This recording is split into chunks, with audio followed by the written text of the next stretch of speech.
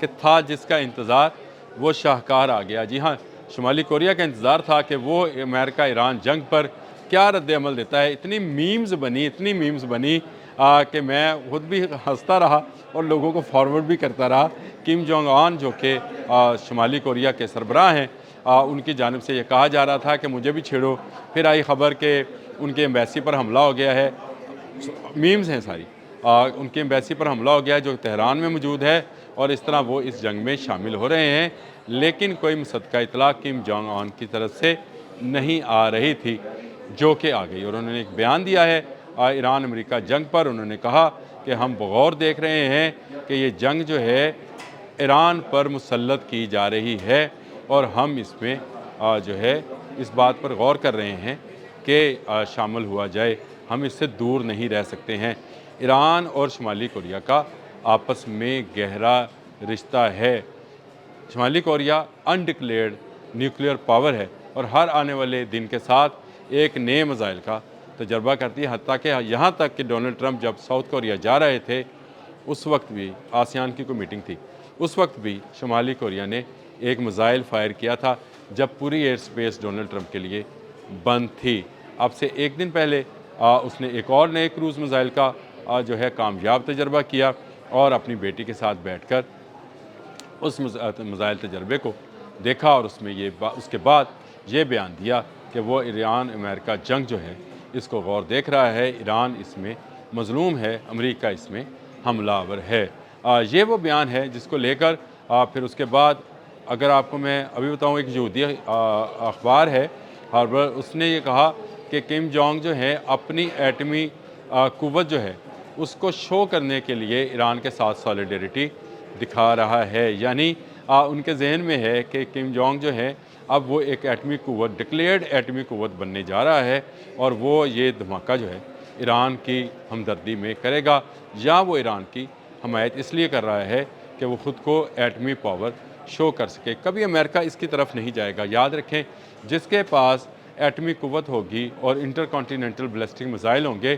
امریکہ اس کی طرف نہیں جائے گا، اور شمالی کوریا چین کی مدد سے یہ ٹیکنالوجی حاصل کر چکا، یعنی ICBM بنا چکا، اور نیوکلیئر پاور وہ ہے۔ اس کے ساتھ ساتھ یہ کہا جاتا ہے کہ ایران کی جو بیلسٹک میزائل بیٹریز ہیں اس کی ڈیزائننگ بھی شمالی کوریا ہی نے کی تھی۔ دونوں میں آپس میں گہرا رشتہ ہے۔ تیل کی تجارت بھی دونوں ملکوں کے درمیان، جس طرح چین اور ایران کے درمیان میں ہوتی ہے، شمالی کوریا اور ایران کے درمیان میں بھی ہوتی ہے۔ کم جونگ کے متعلق جو میمز بن رہی تھیں، اس کے بعد مجھے اندازہ نہیں تھا کہ شاید اتنی جلد وہ آ جائیں گے، لیکن آج جنگ کا 12واں روز ہے، اور کم جونگ جو ہیں ان کا بیان سامنے آ گیا ہے، اور اس ایک بیان سے تھرتھلی مچی پڑی ہے اس وقت، نہ صرف یہودی لابی کے اندر، یعنی یہودی جو ملک ہے اسرائیل، اور امریکن جو ہیں ان کے اندر۔ اب یہ جنگ جو ہے زیادہ دیر نہیں چلے گی، کیونکہ کم جونگ جو ہیں اگریسو طبیعت کے مالک ہیں، اور اگر انہوں نے کہہ دیا کہ وہ حملہ کرنے لگے ہیں تو وہ صرف کہنے سے پہلے حملہ کریں گے، بعد میں کہیں گے کہ میں نے کہہ دیا ہے حملہ کر دیں۔ تو ایسی شخصیت جو ہے ایسی اگریسو شخصیت جو ہے اس سے ٹکرانے کی امریکہ میں ہمت نہیں ہے۔ امریکہ نے تو 85 ایئرز اولڈ جو ہیں علی خامنئی کو دیکھا، آیت اللہ علی خامنئی کو دیکھا، اور کہا کہ ان کو شہید کریں، ایران میں رجیم چینج ہوگی، اور ہم ایران پر اسی طرح سے وینزویلا کی طرز پر قبضہ کر لیں گے۔ ایسا نہ ہوا، مجتبیٰ خامنئی آ گئے جو کہ بیٹے ہیں علی خامنئی کے، اور وہ زیادہ اگریسو ہیں، اور اس کے بعد سے اب تک جب میں آپ سے گفتگو کر رہا ہوں، پاسداران انقلاب نے ایک سیکنڈ کے لیے بھی حملوں کو نہیں روکا ہے، بلکہ حملے جو ہیں بڑھائے جا رہے ہیں۔ اور اب جب کم جونگ کا بیان آ گیا، جب شمالی کوریا سے ایک بیان آ گیا، تو اب تو ایران مزید حملے کرے گا اور مزید شیر ہوگا، یعنی اب اس میں مزید طاقت جو ہے وہ نظر آئے گی۔ کم جونگ کا اس جنگ میں آنا اس جنگ کو بند کرانے کے مترادف ہوگا، یعنی یا تو یہ جنگ بند ہوگی، یا پھر اسرائیل جو ہے صفحہ ہستی سے ہمیشہ کے لیے مٹ جائے گا، کیونکہ ان میں طاقت نہیں ہے۔ اگر یہ ایران کا مقابلہ نہیں کر سکے ہیں تو ایک ایسی قوت کا جس کے پاس انٹر کانٹیننٹل بیلسٹک میزائل اور کروز میزائلز کی ایک لمبی رینج ہے، جو اسرائیل سمیت امریکہ تک جا سکتے ہیں، کبھی اس کو ہاتھ نہیں لگائیں گے. اگر اس کو ہاتھ لگایا تو وہ ان کی ایسی کی تیسی کرنے میں کوئی وقت صرف نہیں کرے گا. کم جونگ اب تک جو کہتے ہیں وہ کرتے ہیں، بالکل ویسے ہی جیسے ایران نے جو کہا وہ کر دکھایا. آج امریکہ سرنگوں ہے، آج امریکہ چاہتا ہے ایران کے ساتھ مذاکرات کرنا، آج امریکہ چاہتا ہے کہ آبِ ہرمز کھلے، آج امریکہ چاہتا ہے کہ ایران کی جنگ میں جو اس کا خرچہ ہوا ہے وہ مڈل ایسٹ سے یا سعودی عرب سے حاصل کرے، جو اس کو نہیں مل رہا ہے. الٹا مڈل ایسٹ اور سعودی عرب، خلیج اور سعودی عرب GCC جن کو کہا جاتا ہے،